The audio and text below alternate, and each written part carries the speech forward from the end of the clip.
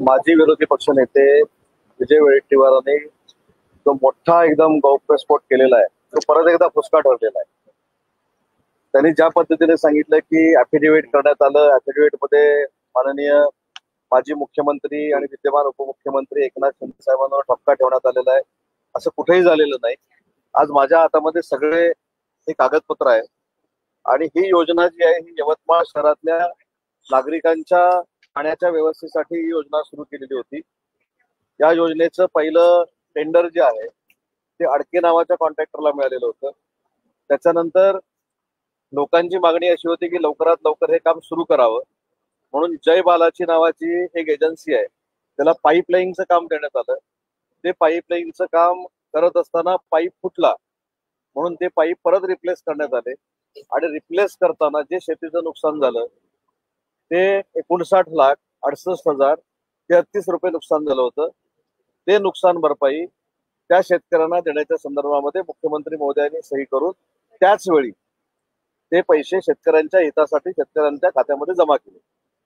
आता विजय वडेट्टीवार साहेबांनी एकदम मोठा बॉम्ब टाकला की एकनाथ शिंदे साहेब मुख्यमंत्री होते, तर पहिला आधी त्यांनी थोडं वाचलं पाहिजे, फाईल वाचली पाहिजे. कोणतरी काहीतरी सांगतं म्हणून एवढ्या चांगल्या व्यक्तीनं, एवढ्या चांगल्या लोकप्रतिनिधींना अशा पद्धतीनं खोटं काहीतरी सांगणं योग्य नाही. ही ती फाईल आहे आणि या फाईलवर माननीय देवेंद्र फडणवीस साहेब मुख्यमंत्री असताना शेतकऱ्यांच्या हितासाठी हा 59 लाखाचा निर्णय घेण्यात आलेला होता.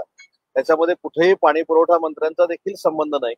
त्यावेळेचे तत्कालीन पालकमंत्री यवतमाळचे मदन येरावार साहेबांनी या नळपाणी योजनेची मागणी केलेली होती आणि या नळपाणी योजनेमध्ये नक्की काय झालं तर ही योजना जसजशी दिवस त्याचे वाढायला लागले त्यावेळी लोकांनी मागणी केली की पाईपलाईन हे लवकरात लवकर झालं पाहिजे. त्याच्यासाठी जे पाईप टाकण्यात आले आणि पाईप टाकताना शेतकऱ्यांचं जे नुकसान झालं त्या नुकसानीपोटी 59 लाख रुपये देण्यात आलेले आहेत. परंतु त्याच्यावर एकनाथ शिंदे साहेबांची सही जरी नसली, कारण एकनाथ शिंदे साहेब ते मुख्यमंत्री नव्हते, ते मुख्यमंत्री नसल्यामुळे त्यांच्याकडे नगरविकास खातं देखील नव्हतं. ऍफिडेव्हिट मध्ये असं लिहिलेलं आहे की चीफ मिनिस्टर आणि नगरविकास खात्याच्या मंत्र्यांनी तो निर्णय घेतलेला होता. त्यावेळी मुख्यमंत्री हे माननीय देवेंद्रजी फडणवीस होते आणि जरी शिंदे साहेबांची सही नसली तरी देवेंद्रजींनी तो निर्णय घेतलेला होता. हा शेतकऱ्यांच्या हिताचा निर्णय होता आणि ते सगळे पैसे 59 लाख रुपये हे शेतकऱ्यांच्या खात्यामध्ये त्याच वेळी जमा झालेले आहे. 5/1/2019 तत्कालीन मुख्यमंत्र्यांच्या नेतृत्वाखाली ही बैठक झाली आणि त्याच्यानंतर 2019 नंतर ही सगळी पूर्ण कार्यवाही पूर्ण झालेली आहे. त्याच्यामुळे मला असं वाटतं की जो मोठा गौप्यस्फोट करण्याचा काही लोकांनी प्रयत्न केलेला आहे तो अतिशय फुसकाबार ठरलेला आहे. त्याच्यामध्ये काही अर्थ नाही. 59 लाख रुपये शेतकऱ्यांच्या खात्यामध्ये जमा झालेले आहेत. त्याच्यावर एकनाथ शिंदे साहेबांची कुठेही सही नाही आहे. परंतु पुन्हा एकदा सांगतो की एकनाथ शिंदे साहेबांची जरी सही नसली तरी देवेंद्रजींनी जी सही केलेली होती ती शेतकऱ्यांच्या भल्यासाठी केलेली होती आणि कुठेही नियमबाह्य काम झालेलं नाही.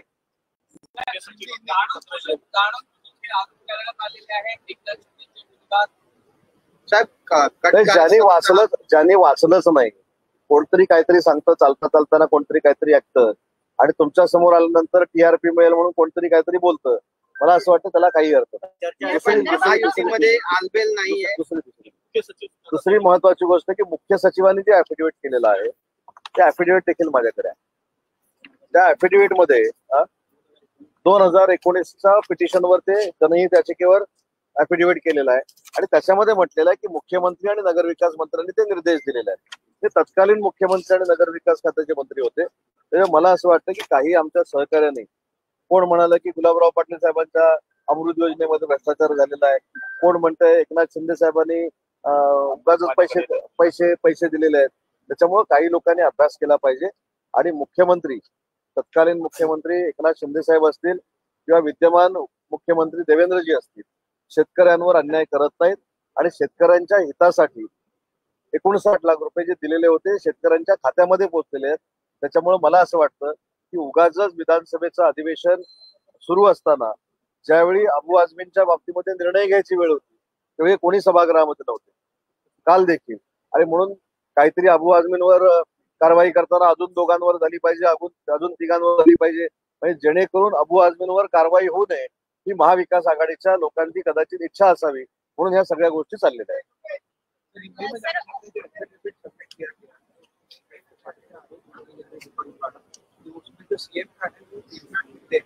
नहीं, इसमें मैंने कागज ही आपको दिखाया है।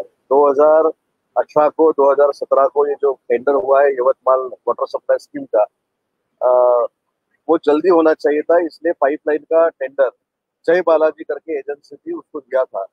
और पाइप डालते वक्त जो नुकसान हुआ था शेतकरी लोगों का, फार्मर लोगों का, उनके लिए 60 लाख रुपए जो दिया गया है वो उनके खाते में दिया गया है। और तब एकनाथ शिंदे साहब मुख्यमंत्री नहीं थे, देवेंद्र जी मुख्यमंत्री थे, लेकिन देवेंद्र जी ने भी ये जो पैसा दिया है वो शेतकरी लोगों के भले के लिए ही दिया है।